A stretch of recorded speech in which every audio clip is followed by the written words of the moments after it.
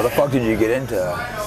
You said that story you got called. Yeah, so I was filming at CPAC independently because that was when I was still into Bitcoin, right? So I was just a crypto bro sitting on the internet, wanted nothing to do with politics, and I get a call from a friend who's like, "Hey, I'm going to CPAC. Have you ever been?" I was doing a little bit of shorts because the FTX collapse happened, so I was putting out. You were shorting stocks or? Yeah, crypto. I didn't know you short crypto. Yeah. So I was big into crypto, and FTX collapse just happened. Oh, yeah, I remember that. Remember that? So yeah, I was never big into crypto, and unfortunately, I wasn't too early, but yeah. Yeah. So Tucker Carlson was talking about Sam Bankman-Fried, right? Yeah. So I had made about 17 grand shorting FTX, their actual FTX, crypto app, because anybody in the crypto space that was actually heavily into it, we all knew FTX was collapsing 2 weeks prior, right? Oh, damn. So we were all building positions into watching this just complete meltdown. Yeah.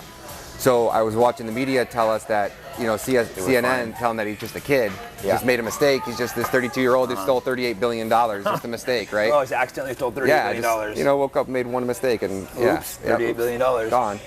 And people were killing themselves because they had lost all of their life fortune in FTX, So I was watching that happen, and I was putting out some political shorts, and then I realized how good my editing skills were at the short game, so I started putting out some Trump ones. Yeah. Because that time Trump was still kind of, I don't even know if he had announced that he was going to run yet, but it was like getting close to it. And so I ended up having more viral shorts of Trump on YouTube than basically anybody else, and that caught the attention of LFA TV. They wanted me to come to CPAC and film behind the scenes stuff, and then take that and turn it into shorts and put out those short videos everywhere. So at 6:45 last night at CPAC, I was filming Trump's speech. He's the last person to speak at CPAC, and I looked down at my phone started blowing up, and it was all my subscribers on YouTube saying, "Hey, why'd you cancel my membership?" So I checked my email, and I realized I got demonetized at 6:45 p.m. I walked out of the doors at 7:03, and LFA TV had offered me a job right when I walked out. So I lost all my income from YouTube job, and almost instantly. You're like, well, I guess it's meant to be. Meant to be. First week on the job, I get a whistleblower that comes forward, Carlos Arellano, that tells me that for the last 8 years, he's been trafficking children for the United States government. He didn't know it. Oh, he was involved in it. Yeah, he's been doing this for 8 years. Yeah, so whistleblower comes forward with this story, says that the United States government's running the largest. What was his position in the government? He was an escort for the NGOs that actually deliver the children. So I'll explain it in this a little bit more, but once a child shows up at the border, the second he steps foot on USA soil without a parent, he becomes property of the United States government. Yeah. So because of the system, the kid eventually ends up in an NGO, which is a non-governmental organization, while the child's waiting for our government to supposedly find a parent or a sponsor. So Carlos is the guy that would pick up the child after our government vetted the adult and actually deliver the child from the NGO to the adult's house or to the airport at baggage claim. So he was trafficking these children across state lines. A lot of them are going missing, correct? 350,000 as of today over the last 4 years. I remember you told me that when I first talked to you. I can't remember who introduced us. Who introduced us? It's probably Ian Carroll.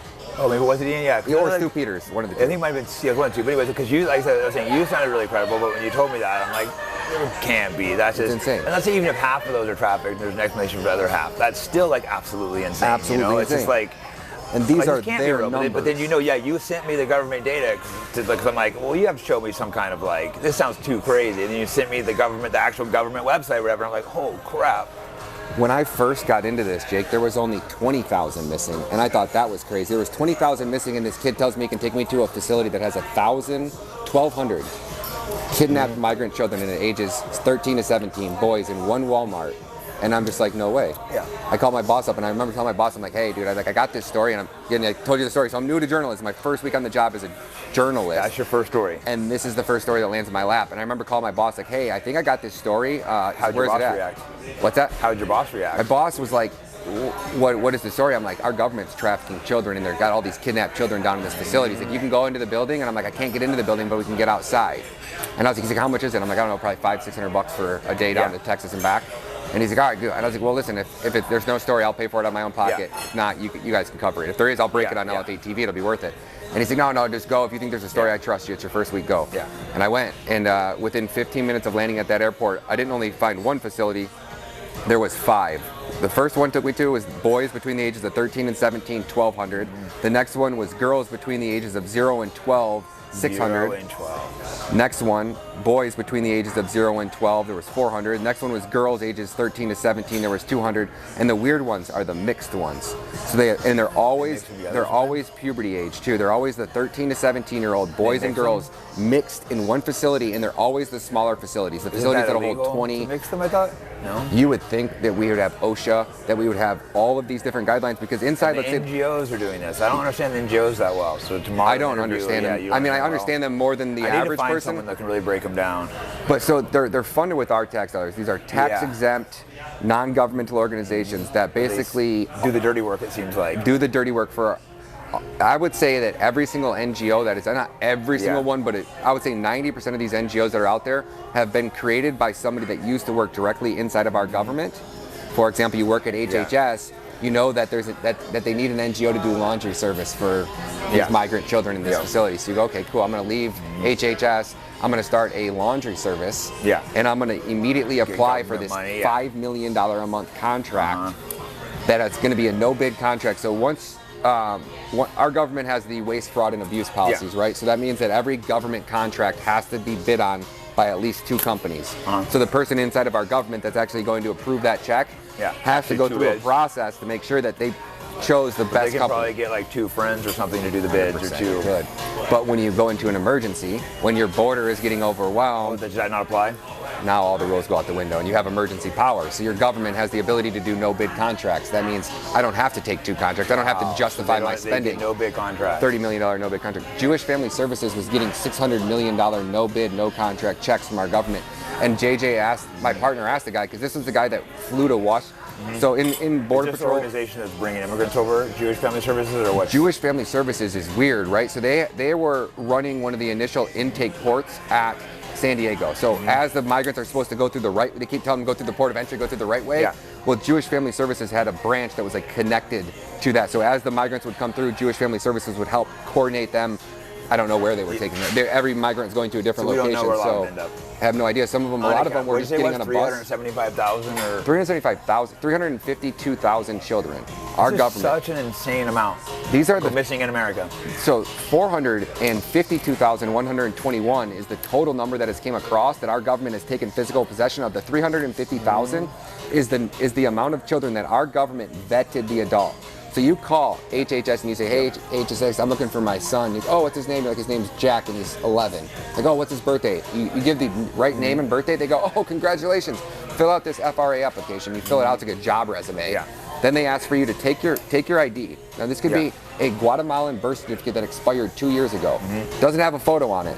We need a document that has your name on it. And you basically take a photo, not like an FBI database. It's not like they're running our random photo. Yeah, it's like they're running our IDs through like an Interpol, which this one right here, I bought off a Venezuelan. Look at this. This is a New York ID with the hologram. See-through, you can see my finger through it, right?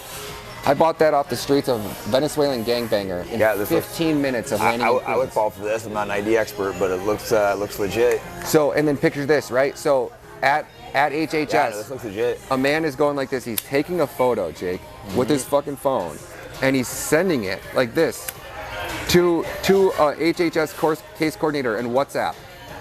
And then she's taking this photo of a photo, right? You can bring it on over, and she's going onto Google Earth or Google, and she's typing New York ID expired 2022. What does that look like? And she's on Google trying to compare a photo of an ID to authorize the delivery of a child to an unknown adult. And this is how this is what they're doing in America currently. This is how they lost 350,000 children. Because I can go buy an ID. It's dark, you know. Because the children are coming over branded, right? Yeah. So the cartels safety pin a phone number, a name, and an address. And the cartels are involved with this too. That's 100%. Cartels, the NGOs. 100%. It's all like. Jake Shields built his name in the cage. Now he's taking the fight to the narrative. The Fight Back podcast doesn't hold back. No filters, no corporate strings. If you're tired of the same recycled lies, support real independence. Visit fightbackpodcast.com. Pick up something from the shop, because truth needs muscle. And you're part of the resistance. Hey guys, Jake Shields here. As you know, I have a free speech podcast. To keep that going, it's important to have sponsors and support them. If you want to support them and me, go to antelopehillpublishing.com and be sure to use the promo code FIGHTBACK. They have tons of different books that are hard to get. Today I recommend Opiate of the Masses. It's a full journalistic investigation into the opioid crisis in America. So again, to support the podcast, antelopehillpublishing.com and the promo code FIGHTBACK. Yeah, did you ever watch UFC or not? Really? Because you know Kane Velasquez, right? That champion that he literally just saw, he got sentenced to 5 years in jail, which is so disappointing to me. I mean, I don't even know if you know his story. Tell me. But one of his kids, I don't know the exact story, you know, he talked about this kind of shit, but at daycare, this kid was being molested, and I think the people around the daycare knew about it by their son, who was like in their 30s. The guy was arrested. I think he molested a bunch of kids multiple times. He was let out within a couple days, right? Just disgusting. So Kane does what every man says they're going to do. You know, every man says don't molest the kids, they're going to kill him. So Kane does. So he goes down when he gets let out of court. The guy's dad picks him up, who knew he was doing it. So Kane goes after him, chases him down in his car. A high-speed chase pursues Kane. Kane's a scary dude, by the way. He's a guy I know, and he's one of the scariest humans I've been around. The guy's not the kind of guy you want to molest his kid. He's, a hard man. And he chased him down for 50 miles, ran him off the fucking road, shot. I think he was shooting at him on the road, shot. I think him or his father crashed. Unfortunately, the scumbag molester lived, and Kane was in jail for a while over it, and now he just got sentenced to 5 years in jail.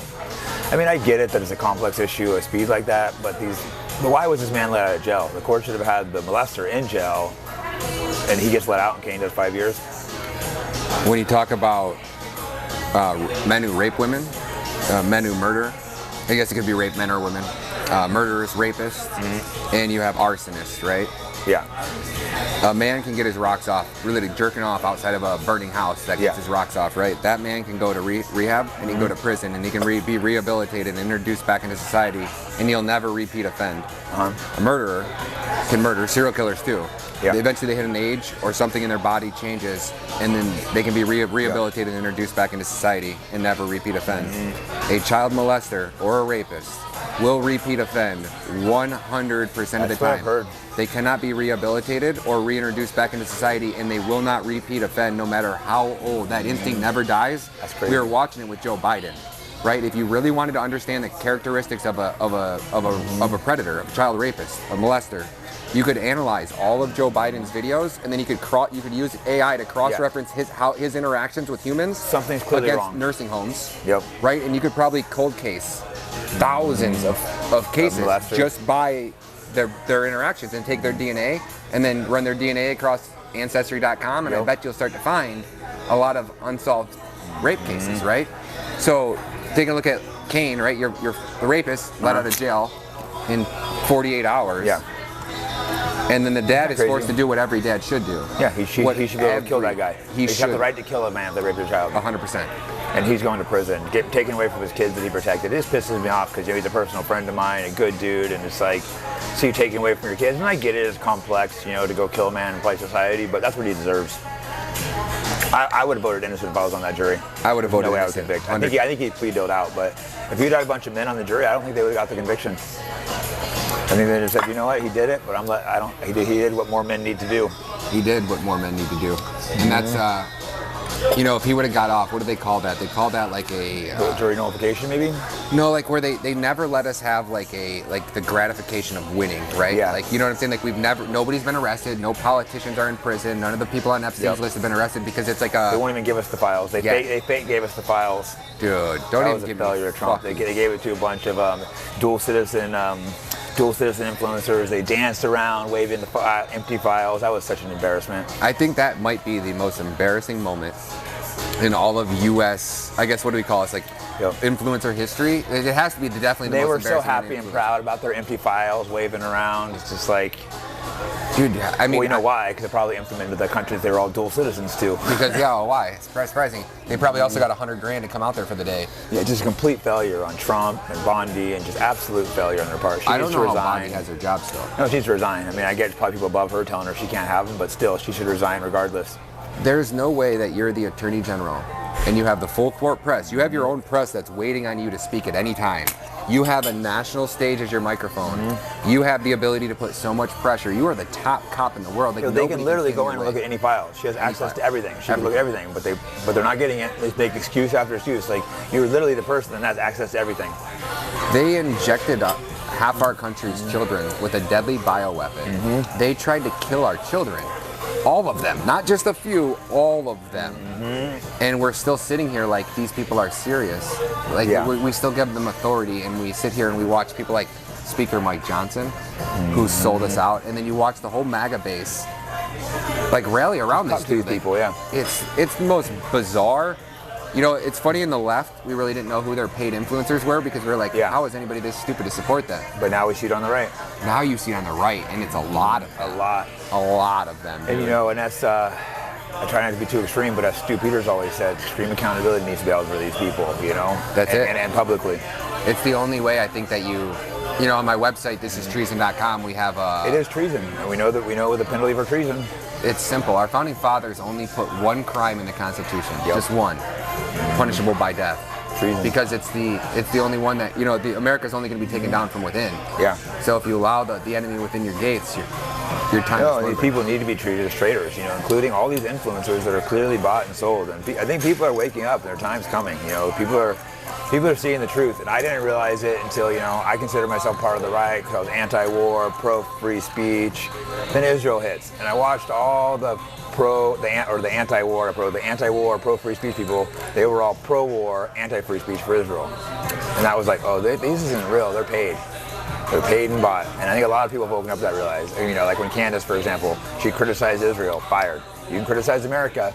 Students, they can burn the American flag, they burn the Israeli flag, deport. It's like our country's clearly occupied from within. So because the people are seeing it, like, you know, when Candace we're talking about how they're deporting citizens for protesting Israel, but not for protesting America. It's just, there's an anti-Semitism act. You can criticize white people, you can criticize black people. Jews, that's illegal. All groups be treated equal. I just want equal treatment is all I'm asking for, not special treatment. That's it. You know, I had no idea, but I watched enough. Like, we saw the Ukraine and it all play out in real time. We watched that psyop as they pulled us into this, whatever the Ukraine-Russia war was, and everybody by the end of it is like, yeah, fuck Ukraine, right? We're all over here like, what the fuck are we doing in this war? Then you watch October 7th happen, and I remember watching it on the day that it happened, and watching that CNN reporter crawl, like she was like bear crawling on the ground, dude. So I just come back from the border, right? I'm at the border speaking to an American National Guard soldier, U.S. Border Patrol. These are American citizens that took an oath to defend our country. I'm able to have a 2-second conversation, and they realize they have a camera and they won't speak to me, right? They just direct you to. So I can't even have a conversation with an American soldier who agrees with me that what's happening is treason, and that our country is being destroyed, and he literally laughed about it. I'm watching this woman bear crawl, and in the perfect position in this ditch at the perfect time, looks over, makeup perfect, not a drop of sweat on her face, eyeshadow's flawless, every hair in her head is perfect as a bomb blows up in the background at the perfect angle. And I'm watching this and I'm going, I'm a professional videographer. Like, I may not be a professional journalist, but you can see it's videography fake. is my shit. Yeah, you can see it's just fake and staged. There is no fucking way, and I watch this. And I remember and I had no idea at the time that Israel was like, you couldn't talk about it. Yeah, you didn't know you weren't supposed to talk about Israel. I took a screenshot with, like, you know, you make thumbnails, and I made like a thing on Instagram, and I go, I'm gonna post this. It's like, October 7th is a psyop. Yeah. And that's all I posted.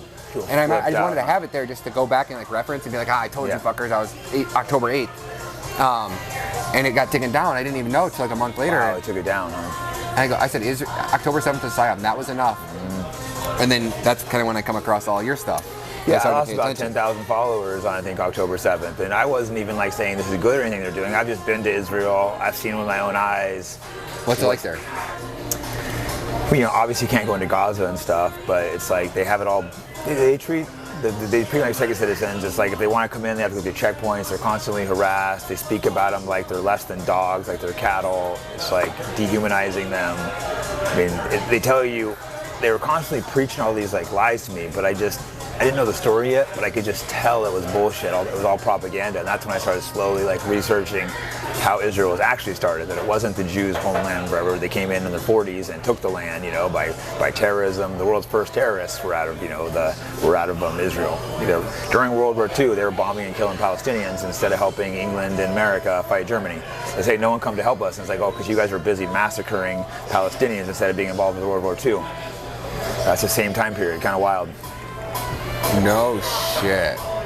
You know, Ian Carroll, I went out and did like a little Israel documentary kind of thing with him, and he walked me through the history of like the FBI and the creation of Israel's secret nuclear program. I had no fucking clue. No, yeah, Ian does a great job researching stuff. And like, you know who Ryan Dawson is? Oh yeah, huge. Yeah, early on, when I first started talking about something a couple years ago, he DM'd me and I had a long phone conversation because he was a fight fan and stuff. And he was telling me all this stuff, but again, it's like too much, too early. But you start thinking, is this guy completely? But again, I'm going to judge people. He sounds like a really credible guy, but the stuff he was saying was so outrageous. But then I started slowly looking up things he would send me and say, and it all like checked out. And it's like when somebody tells you something like that and you've never heard it before, it's just too much, crazy, right? It's like overload. And then you look into it and you're like, dude, it was so fucking obvious. How did I not see it? They can control the media, they control the Hollywood, someone's controlling the information. Well, a good example, Ryan Dawson I just mentioned, right? He made a film showing the Israeli connections to 9/11. It was pulled off, banned from YouTube. Harvey Weinstein funded Fahrenheit 9/11. That was the most mass-pushed, documentary of all time. Won all these awards. That was showing the Saudi and CIA connection. Another example is like the JFK film. That was funded by literally a self-admitted Israeli spy. He's one of the guys who helped steal the nuclear triggers from America for the thing. He makes a film about JFK and blames the CIA and the mafia. Doesn't say that it's the Jewish mafia. So these films are literally made as propaganda to misdirect. It's like a lot of Hollywood is just propaganda to like put you, there's hundreds of movies about the Holocaust, if not thousands. There's no movies about the Palestinian Holocaust from the Jews. Like that'd be a damn good movie showing what happened there, but it won't be made. Ken O'Keefe, I think, is the only one that I know that has actually got into Gaza. It's really hard to get in there, yeah. You couldn't have got in?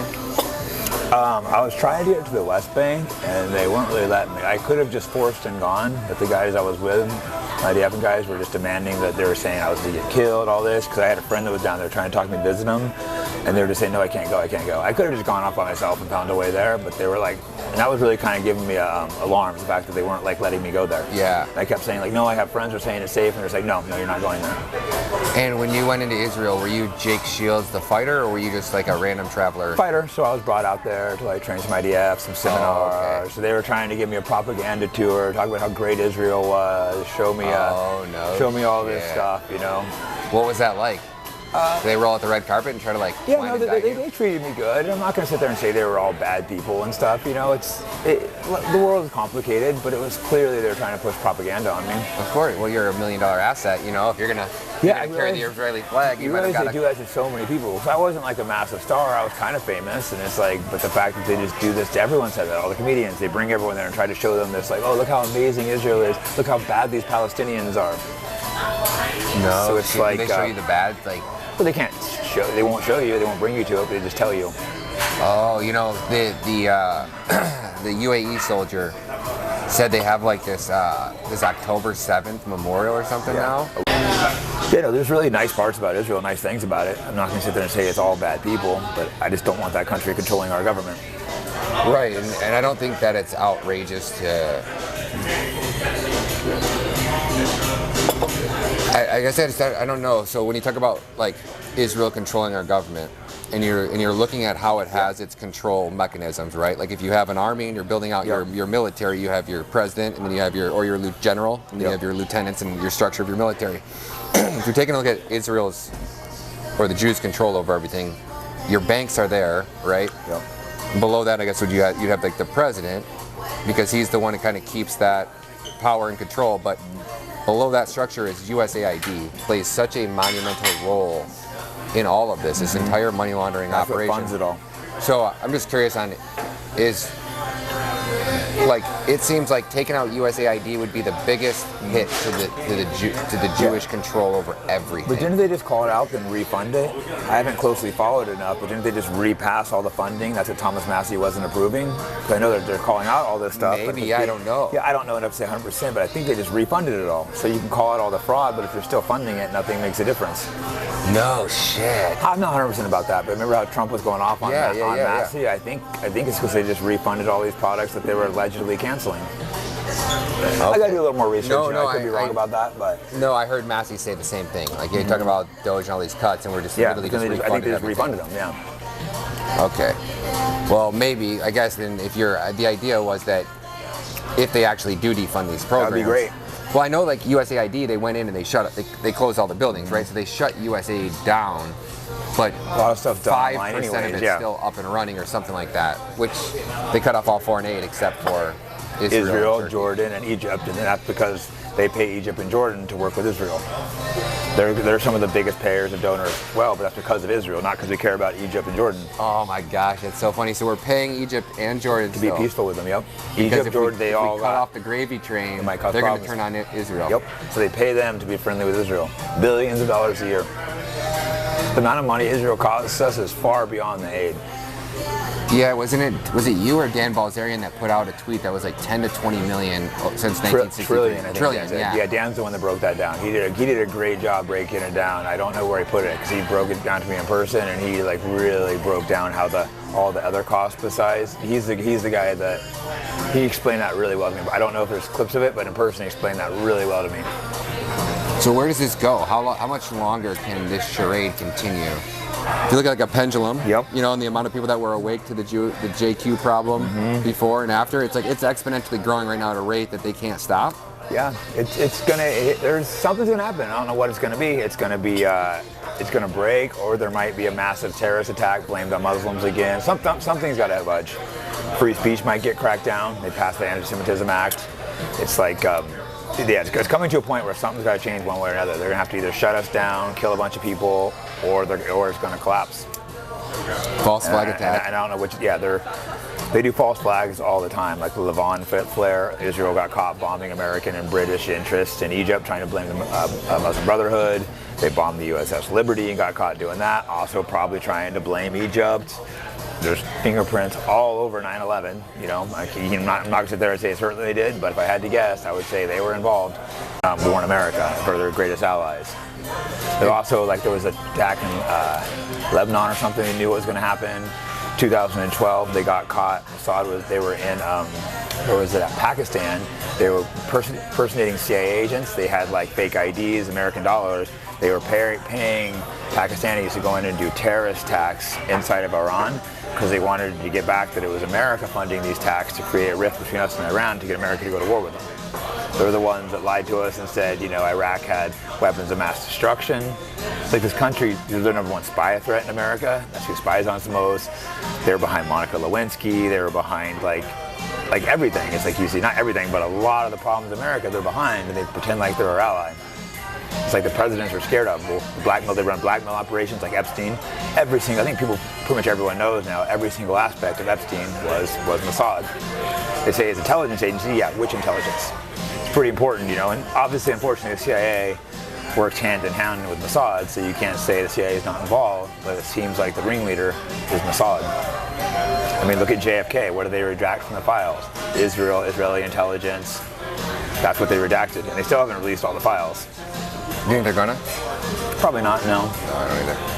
No. And even the files they did release, it showed that guy, James Angleton, he was covering all the, he wasn't Jewish only, but he was a major Zionist. He was helping Israel steal American nuclear secrets, and JFK was strongly against that. He was the guy doing that, and he was doing lots of stuff for Israel. He helped cover up the USS Liberty attack. After he died, they did a secret, Israel did a big ceremony for him, a secret tree planting ceremony, which is a huge deal. It's people that really helped contribute to building and keeping Israel alive. And this guy, he also was the one controlling the Warren Commission, which was the investigation of Kennedy's death. He was controlling the information that went in and out of that. And he was the head of counterintelligence for the CIA. He also was the one he was the one watching Oswald. So this guy this guy looks like a key man, and it showed he was like hiding information between Israel and stuff. He was working hand in hand with Mossad. So it's definitely, he's majorly tied in with it. I think it's happening. I think this is it. I think this year is going to be the year where it goes in one way or the other. Yeah, I just talked to E. Michael Jones, and he said he thinks it's coming to an end. He thinks it's like a point where it's about to collapse on him. Oh, I hope so, man. I hope so. Methylene blue has been used for over 100 years for medical purposes and recently surged back into popularity. It has been shown to help repair brain tissue and improve memory, cognitive function, energy, and mood. Research suggests that methylene blue could have neuroprotective effects, possibly aiding in conditions like Alzheimer's, Parkinson's, and depression. Go to MerakiMedicinal.com and use the promo code FIGHTBACK for a discount. Molesting kids, like how is this normal? That's like clearly should be a red flag, but apparently that's normal with elites in Washington D.C. They walk in there and like, oh look, nice art. Like Maria Mabrakovich or whatever her name was. She's a little witch. She literally, they make cakes that look like humans, and they have these giant goth parties, and they're literally eating. Yep. And why? Humans. Yeah, and they asked for her and Hillary Clinton to do a spirit cooking ceremony together. Why? Spirit cooking is like a ceremony where they use like blood, semen to like summon demons and shit. And like her and one of the Rothschilds are standing in front of a picture of like Satan summoning his legions. Like these people clearly believe this shit. Zelensky, by name, asked for her. It's what position do you want her in? Some kind of major government position for children. For like, so like why does Zelensky want her working with children? This stuff is just, it just doesn't make any sense. This girl is like a self-admitted demonic witch. There's pictures of her with like her covering kids' eyes and like weird stuff, and then she's mixing like semen, blood, summoning demons. Like, how are these people part of the elites of the world? 4 years ago, right? Like you would think you're absolutely. Like, yeah, but you can look all this stuff up and like it's true. Is what's weird. Now what they're doing, I don't know, but the fact that these people want to work with like a self-admitted demon that does spirit cooking rituals with Hillary Clinton, and Zelensky's asking for her by name to be a big government official. It's like she's standing with one of the, what was it, Jacob Roth? One of the Rothschilds. They literally go and pose in front of a picture of Satan or Lucifer summoning his demons. It's like, that's clearly a dog whistle. Is this one big humiliation ritual? Like how much more obvious does it have to get before Pam Bondi, Kaj Patel start putting fucking cuffs on these assholes? Like, at some point it just gets to a point where it's like, dude, you guys are just humiliating us. Your propaganda's not working. The media stories, the narratives, the talking points, your MAGA influencers are all getting exposed. Like literally they're tweeting out the same thing, rewording it slightly, and it's like they're back to back all within like the same tweets. Hour. But it's like, dude, we're not buying it anymore. Like it's like sometimes I just feel like I'm just a slave, or we're in a simulation. It's like, dude. Yeah, and maybe Trump will surprise me and be the good guy. I know some people think he's going to come in and bust these people up. I'm very skeptical. I think he's my own, but I really hope I'm wrong. I'll be the first to apologize and be like, I was wrong. I really want to be apologizing to people I've been baiting with, and Trump to be this messiah they say he is. But unfortunately, I don't think he is. How do you think? Well, what do you think is going to be the tipping point where? Like people like me and you that are praying that he's the Messiah, what is the point where we go, yeah, he's not? What is that? I've kind of already hit that point. I'm just saying I hope I'm wrong, because I think he's not gonna. I don't think Trump's doing shit about it. Well, okay, so what would change your mind on that then, I should say? What would have to happen for you to go, okay, maybe. If they made some arrests, or if they released the full unredacted, like the Epstein, 9/11, JFK files, and stuff like that to really show. He just bends over backwards to do what Israel tells him and Netanyahu. So clearly, maybe he cut off aid to Israel when he stopped all foreign aid, stuff like that. That's true, yeah, man. Stop funding their genocide. I just don't get how we don't have a politician that's been arrested yet. A lot of them should be arrested. I mean, held accountable. January 6th happened on January 6th. Biden assumed office on the 20th, right? Mm-hmm. Was it the 21st or 22nd that we are already watching January 6ers get arrested? I mean, it was within a week. Yeah. So you mean to tell me out of a brand new case you can have asses in handcuffs in a couple weeks? Yeah.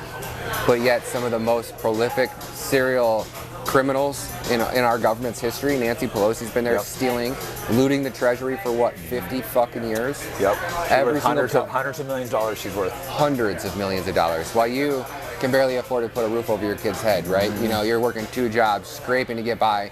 doing podcasts, paying them out of your own pocket to put out truth because we're hoping to save our country, while these assholes are getting hundreds of millions of dollars fucking rich off our backs. Yep, but we can't, like, we were not willing to sell. Elijah Schaffer said he was offered, I think, like $10K or something. He put out tweets saying Israel came and they bombed some teenagers with a drone that was clearly brutal, and so they wanted him to tweet out that it was like they were Hamas terrorists, and the second explosion was an IUD they were holding.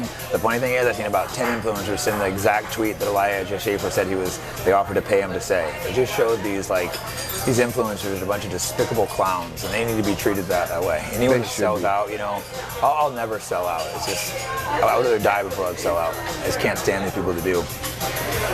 You have no one like sponsoring and stuff. You just do donations and self-funded. Yeah, so all self-funded now. With me and JJ, you know, when there's two people that are traveling across country and you're filming a documentary, we did 35 interviews, so things like 13 or 14 states. Yeah.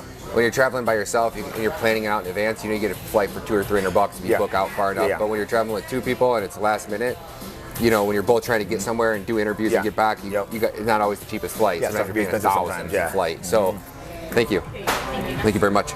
And so, me and JJ put out the documentary, What is Treason, #invaded, and What is Treason, #trafficked. We put it behind a paywall. I spent about $100,000 out of my own pocket to make that film. And we brought back maybe like 110. So, and it's still selling, you know, $10 here, $10 there. So we still got a little bit coming in. But the film maybe got seen. I put out for free a couple 100,000, and then behind the paywall maybe like, you know, 5, 10 sales, 10,000 sales, and then maybe 2 people watched it or 3 people watched it. I don't really know how many people actually seen it, but it was nothing. Like, you know, under 100,000 basically, which doesn't move the needle on child trafficking. Child trafficking is so, you're doing so important, Look at Sound of Freedom. Flash in the pan, talked about for a couple weeks, big hype, and then almost barely people talk about it, just in passing now. So, put out What is Trafficked, What is Treason, #trafficked, and it was like, it made noise, it was a splash, got some attention in the conservative space, but then after that, because the masses didn't see it, there wasn't that chatter of it. So I said, okay, screw it, I can put these together by myself for 25 grand, is what I figured out after doing one. And so I'm gonna put this out for free, I'm gonna take 75,000 of my Bitcoin, and that would cover 3 documentaries. So I said, I'm just gonna do this, I'm gonna quit LFA TV, I'm gonna go on this documentary journey, I'm gonna make my films for free, and I'm just gonna put a donation link. God willing, if I can just break even on them, I'm okay with that. I don't need tons of money. If I can just make enough to break even on just the film and the production and the travel, I'll make another one, because I figure eventually, if I keep hopefully make a little money, gaining 1 million subscribers, then maybe I put one out for $1, and 1 million people watch it and pay $1, and I make $1 million, maybe, right? So that's kind of my strategy, as long as I can keep breaking even. So I broke even on the first one, broke even on the second one. I got a third one that's done right now. I got to sit down with my editor and kind of polish it up, and I actually got 2 more that are coming out. Right, that I've already recorded, already wrote, already out to edit everything. That'll be coming out in the next maybe like 2 months. One will be coming out in the next couple weeks, and the next one after that will be coming out maybe like a month. And then I got the sex tourism one that I'm working on right now, and then obviously the Israel one that I'm working on. But all self-funded, all just donation links, and if God willing. Why do you feel like mainstream media and stuff's avoiding you for the most part, and like giant podcasts? And you think it's just too dark of a subject, or you think it's more deliberate, or? You know, I used to be on Bannon all the time. Like, Bannon was the first big network to pick up my border content. And the second I made one post about Israel, they don't even answer my text anymore. Yeah, you can't speak negative about Israel and you'll get banned. So even if it's like, oh, child trafficking, probably one of the most important topics in the world, but then no one wants to cover it. And I'm not even like hard on Israel. Like, there's people out there like, Stu, and you guys go hard on them. I mean, I'm just literally pointing out the obvious that they're genociding. But you can keep this child trafficking separate, or maybe you can. I don't know. I'm trying, but it's like or is there a connection there? Oh man, it's all connected. Yeah, I haven't even gone down that rabbit hole. That's you know, it's like, it's hard to say, because it's like, in order for the larger scale to take place, it has to come from the top, right? Yeah. You look at countries like El Salvador and what he's done there, and you realize that like your 5-year-old kids are walking to school, they're not worried about getting kidnapped. Because El Salvador is so. It's been great what he's done there. He's criticized, but it was one of the most violent countries in the world, and he turned it around. Now it's one of the safest, like overnight. It shows you can make change quick. 2 years, dude. 2 years, just like that. Kicked USAID out of his country. He cut off the spigot of money from the United States.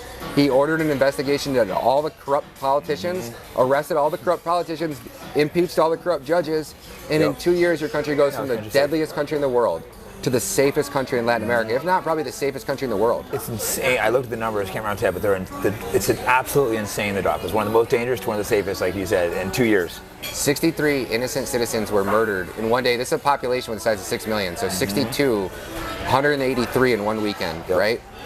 Gang-related murders in one weekend, 183.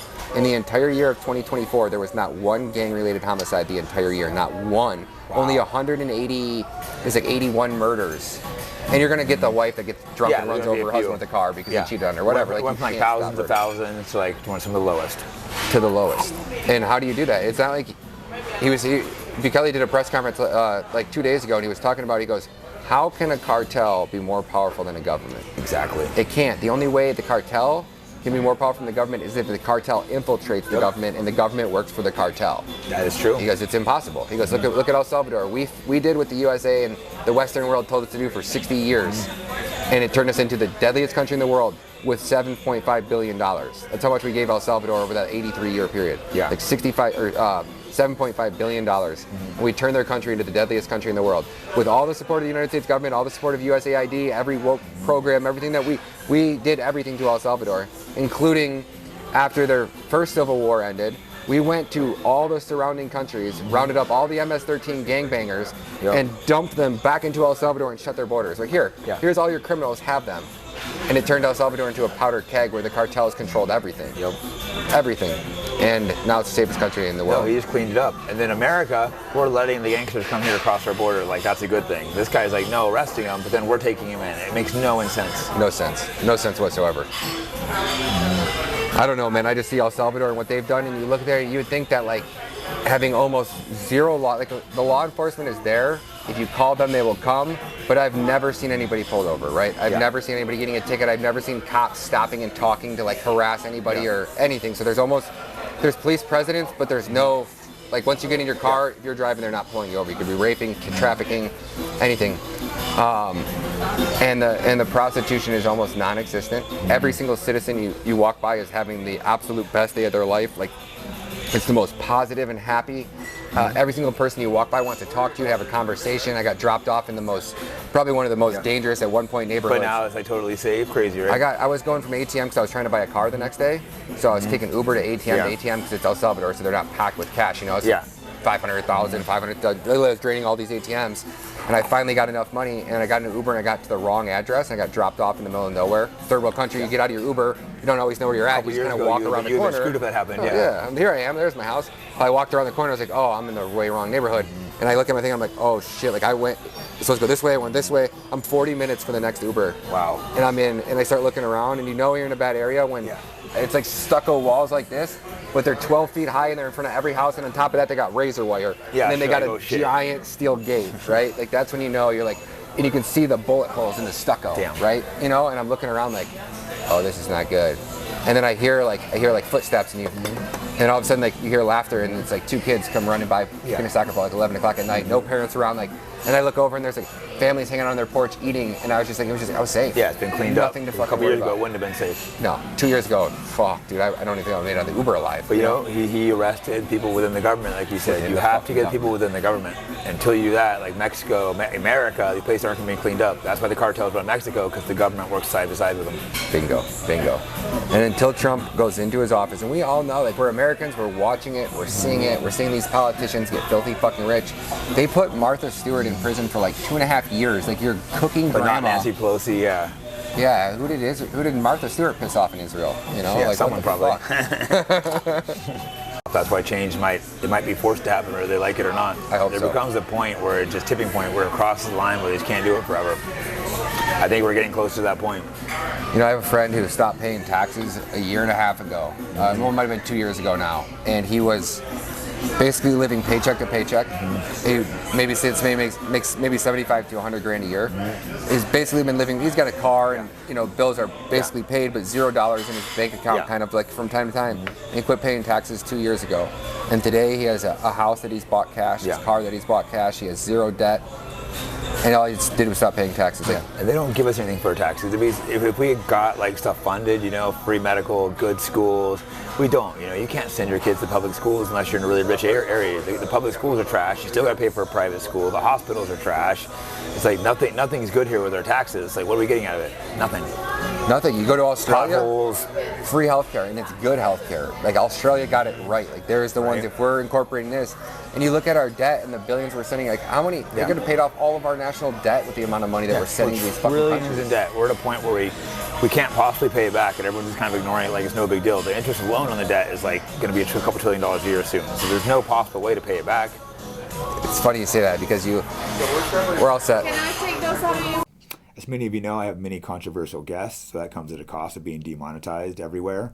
So if you want to support the program, go to fightbackpodcast.com, and I have all kinds of merch on there, whether it's jiu-jitsu, fighting, political, and other accessories.